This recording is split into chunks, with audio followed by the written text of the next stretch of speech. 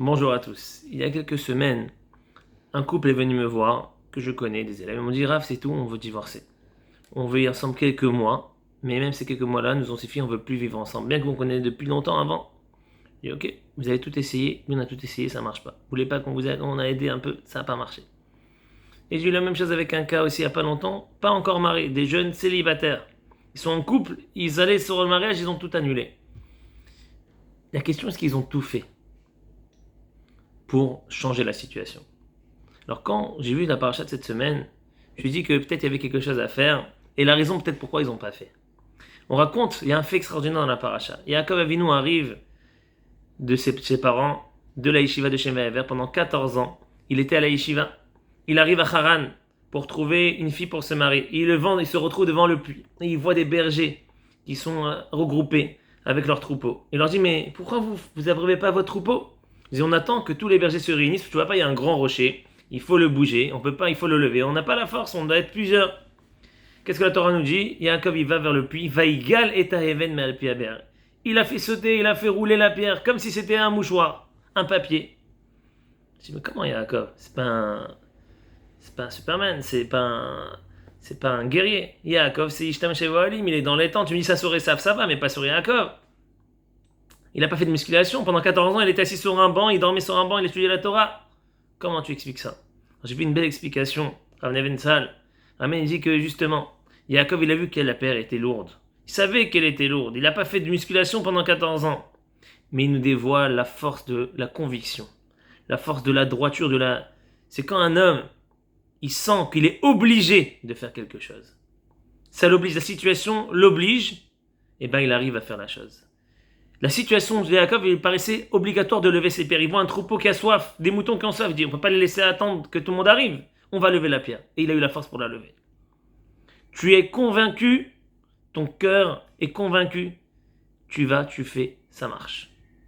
Dans tous les domaines de la vie. Parnassa, Torah, spiritualité, le couple, dans tous les domaines de la vie. Et rajoute Rav Shmulevitz, quand on demande la pluie à Sukkot, il y a un passage dans le chant où on dit Yichad Lev, en parlant de Yaakov, que Yaakov il a Yichad Lev, il a uni son cœur. Vaigal Even Mipi Be'eramayim, il a enlevé la pierre d'au-dessus, le puits d'eau.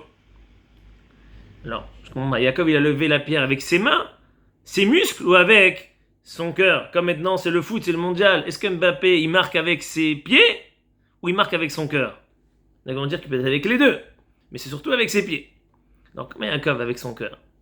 Il dit le Rav Chaim Shmulevitz, Yaakov il a levé la pierre avec son cœur et pas avec ses muscles, puisque c'est la conviction, la volonté qu'il avait de faire du bien avec le troupeau, avec ses bergers, qui lui a donné les forces de faire ce qu'il voulait faire.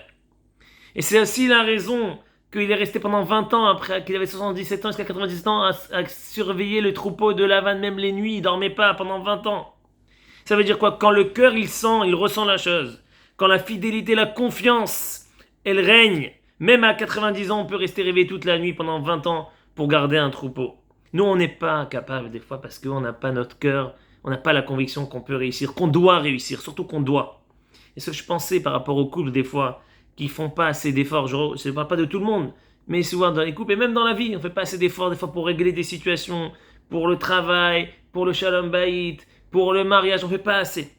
Pourquoi? Parce qu'on n'est pas convaincu. Si on était convaincu on est obligé que ça réussisse. Notre couple, il doit tenir. Notre couple doit tenir, et ben je fais tout. Si je suis convaincu, mon cœur il est uni dans l'idée que mon couple doit tenir, et ben il tiendra.